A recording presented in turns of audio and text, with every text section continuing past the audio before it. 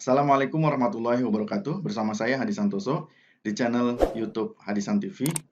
Kali ini saya akan menunjukkan bagaimana cara memperoleh software processing dan bagaimana cara instalasi software processing untuk aplikasi grafika komputer.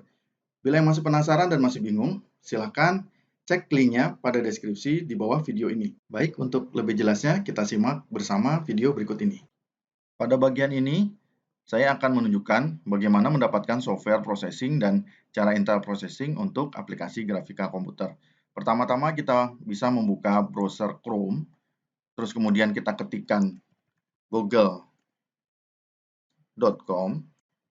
ya untuk kita cari.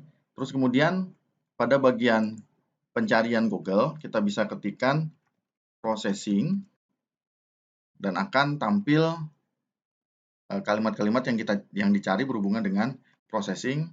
Kebetulan apa yang kita cari tersebut itu ada di bagian awal, baris pertama ini. Bisa kita klik, yaitu processing.org di sini. Nah, setelah kita klik, kita akan diarahkan kepada halaman processing.org, di mana kita bisa mencari bagian download. Tepatnya itu ada di bagian kiri dari menu processing, yaitu di sini, ya. Bisa kita lihat pada layar yang ditunjukkan pada mouse bertanda petunjuk tangan seperti ini. Terus kemudian kita klik download dan kita akan diarahkan kepada halaman download processing. Nah, di sana dijelaskan ya di bagian tengah ini yang saya tunjukkan pada mouse bahwa processing is available for Linux. Processing itu bisa digunakan untuk Linux, Mac OS, bisa juga digunakan untuk Mac OS, and Windows dan Windows.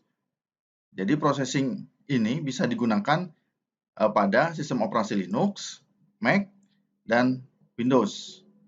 Terus kemudian kita diminta untuk memilih download software di bawah ini, maksudnya sistem operasi dari ketiga sistem operasi ini, di mana jika laptop kita atau PC kita menggunakan sistem operasi Windows, kita bisa memilih Windows. Nah, Windows ini ada dua, yaitu Windows 64 bit dan Windows 32 bit. Jika sistem operasi kita menggunakan 64 bit, kita bisa pilih 64 bit. Jika menggunakan 32 bit, kita bisa pilih 32 bit. Untuk Linux sendiri, 64 bit kita bisa pilih 64 bit langsung, karena pilihannya cuma satu. Terus kemudian untuk Mac OS, kita bisa pilih Mac OS.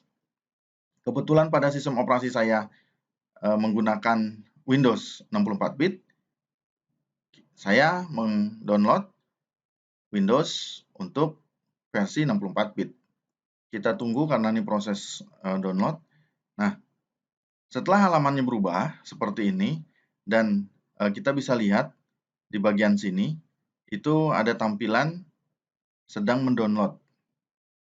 Kita tunggu hasil download ini, karena bentuknya dalam bentuk zip. Jadi bentuk kompres zip.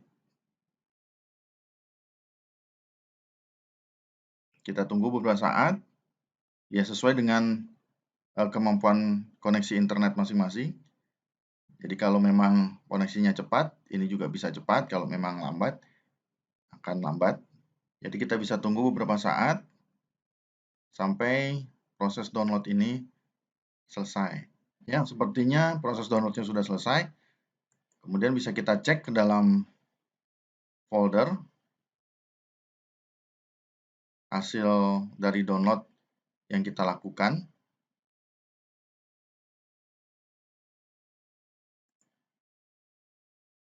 Ya, nanti seperti ini ya hasil downloadnya.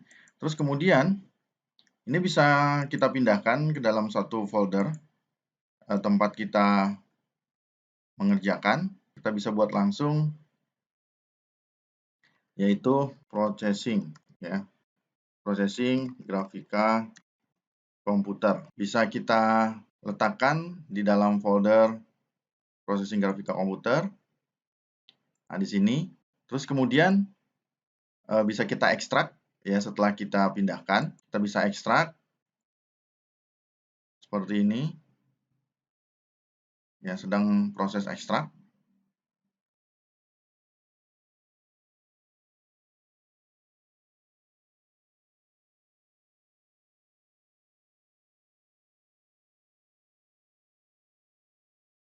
Ya, setelah ekstrak dilakukan, ya kita bisa lihat hasil dari ekstraknya. Dan di sini adalah tampilan dari hasil ekstrak, yaitu di dalam processing 354. Terus kemudian bagaimana untuk instalasinya? Jadi untuk processing tidak perlu proses instalasi.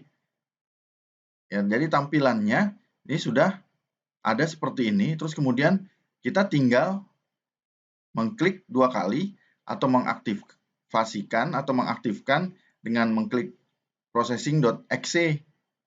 Klik 2 kali. Nanti tampilan seperti ini. Ya, dan ini adalah tampilan dari processing. Ya, ini bisa kita close saja. Dan ini environment dari processing. Jadi tampilan awal dari aplikasi processing ini seperti ini ya.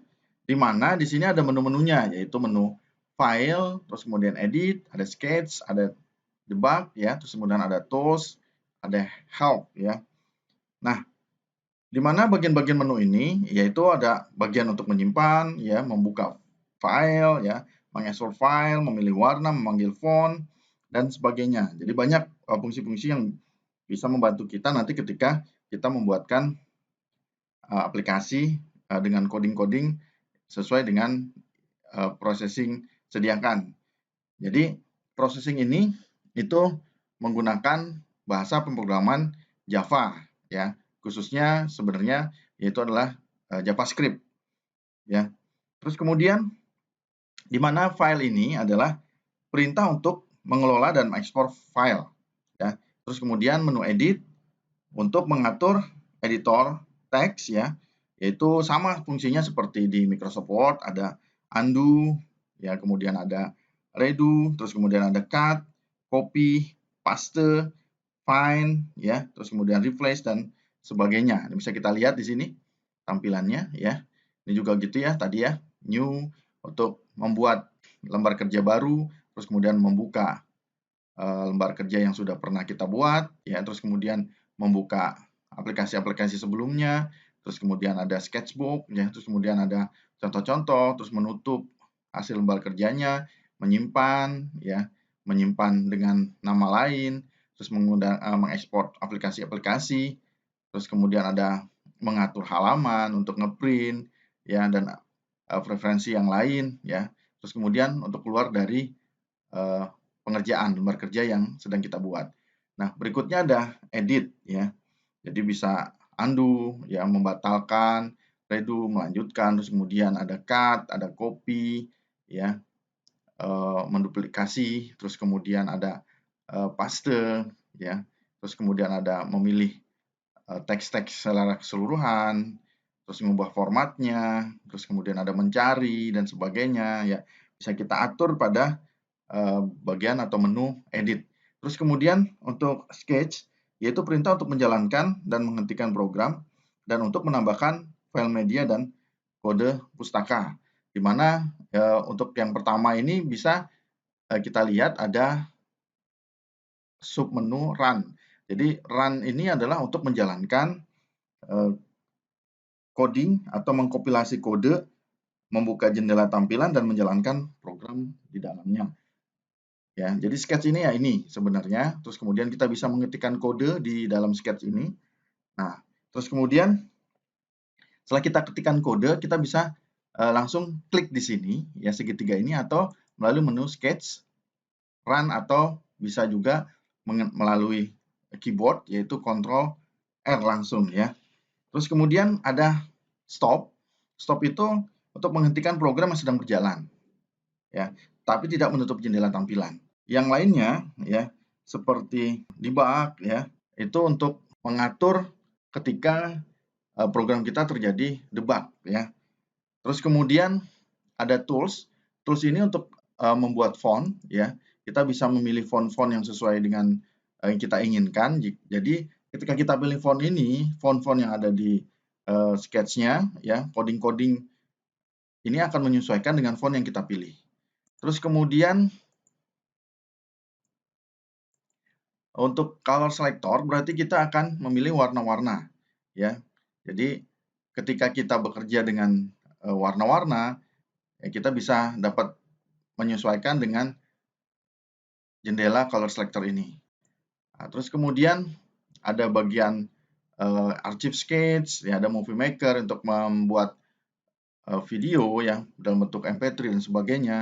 Jadi hasil pengerjaan kita bisa rubah ya, kita bisa simpan, terus kemudian nanti bisa kita panggil hasil dari pengerjaan kita.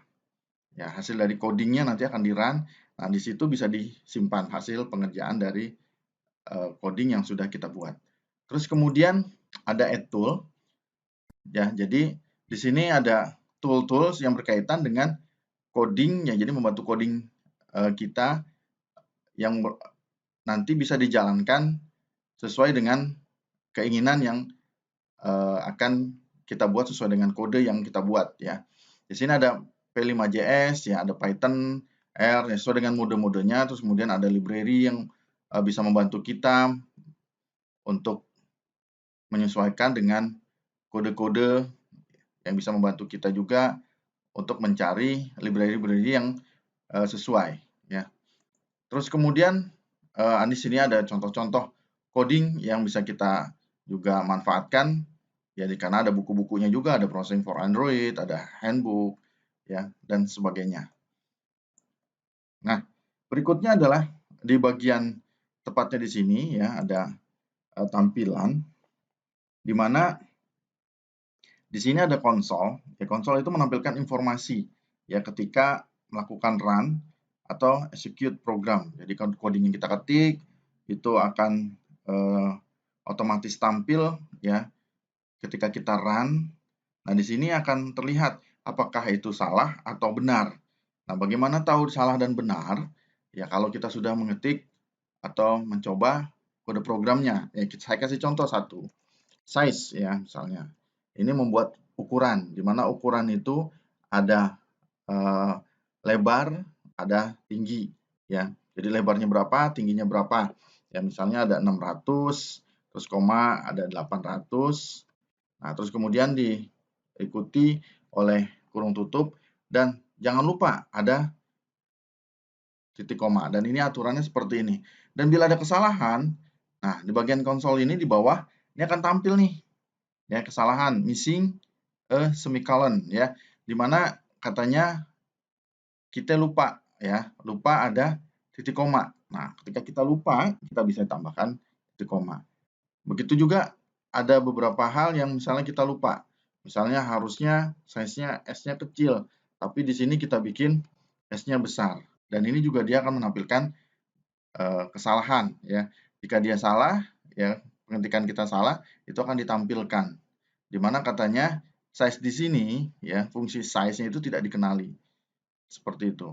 Jadi akan tampil error. Jadi dia akan memberikan informasi kepada kita, seorang programmer, bahwa cara pengetikan kita itu ada kesalahan atau tidak sesuai dengan syarat atau fungsi-fungsi yang ada di dalam processing. Itu mungkin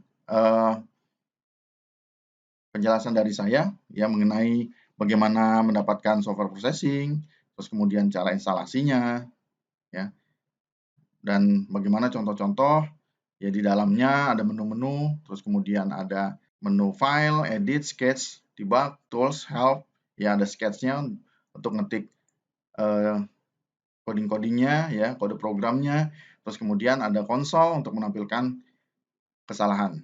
Ya terima kasih ya sudah menyaksikan video ini. Sampai jumpa di lain kesempatan. Assalamualaikum warahmatullahi wabarakatuh.